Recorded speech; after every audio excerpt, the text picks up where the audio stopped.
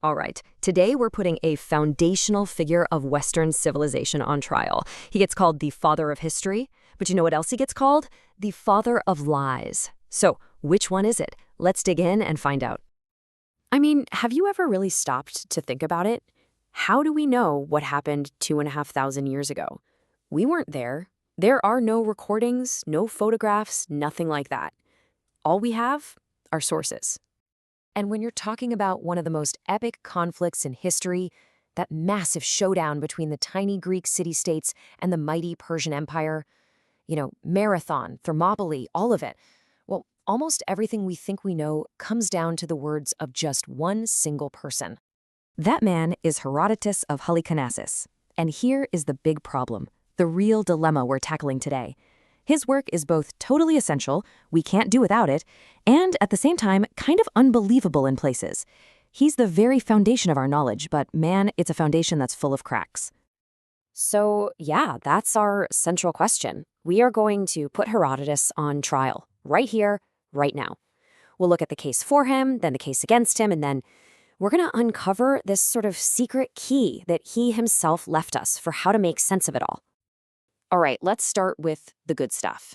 The case for Herodotus. I mean, why can't we just toss his book out?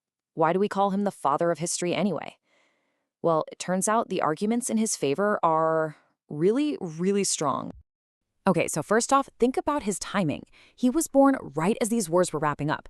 This means he could literally go and interview the guys who were there, the veterans from Marathon, from Salamis. That's amazing. Second, he wasn't just some military historian. He was into everything: politics, culture, geography, the whole shebang.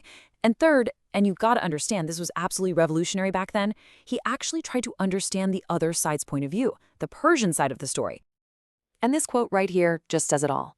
Custom is king of all. This shows a mind that was light years ahead of its time. He's not just doing this simple Greeks are good, Persians are bad thing. He understood that different people do things differently, and he was genuinely curious about it. And this is the real game changer. Before Herodotus, you had myths and legends. He was the first person to look at the past and say, no, this is something we can investigate. He called his work an inquiry, historia in Greek. Sound familiar? Yeah, that's where we get our word history. The guy basically invented the entire field. So, okay, innovative genius, right? Case closed. Well, not so fast. Not even close. Now let's flip the coin over and look at the case against him, because this is where things get complicated. And the problems are, they're big. For one, he's working 40, 50 years after the fact, relying on people's memories, which, get fuzzy. He also pretty clearly favors Athens, the city that was probably paying his bills. He often explains events with angry gods and prophecies instead of, strategy. Oh, and my favorite, he includes these long, eloquent speeches from private meetings that there is just no way he could have possibly known. But the biggest issue of all, the one that makes people just throw up their hands, it's his numbers. Just look at this number. 5,283,220. Yeah. That is the number of soldiers Herodotus claims the Persians invaded with. Now, what do modern historians think? Well, their best guess is somewhere around 200,000 or 300,000. So Herodotus's number isn't just an exaggeration, it's a logistical impossibility. An army that size would have literally drunk rivers dry just trying to march. It's pure fantasy. Which brings us right back to our core problem. How can the same guy be a pioneering investigator and a peddler of impossible figures and made-up speeches? How do you resolve that? Well, there is a way. And the amazing thing is Herodotus gives it to us himself. It's like he embedded a user manual, a little warning label, right in the middle of his own work.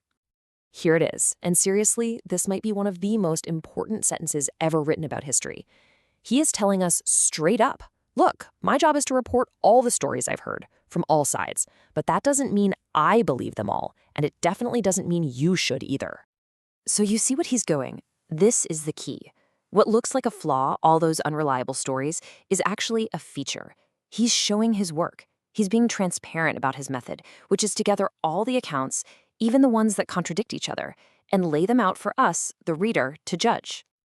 And that changes everything. It means reading Herodotus isn't a passive thing. It's an active one.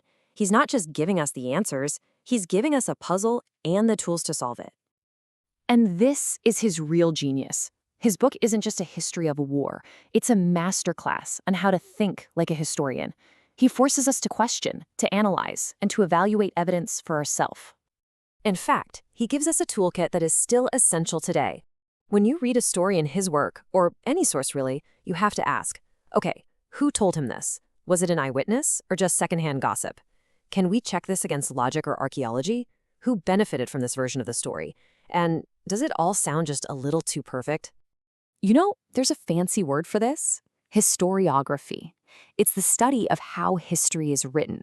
And by being so open about his methods and his own doubts, Herodotus basically forces every single one of his readers to become a student of historiography. So in the end, his admission of uncertainty doesn't make him a liar. It makes him an honest broker of information. He's trusting you, the reader, to be a co-investigator, a detective working alongside him to get closer to the truth. And that leaves us with a final thought.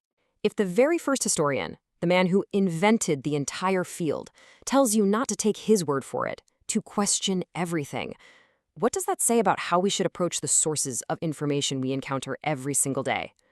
Who and what should you trust?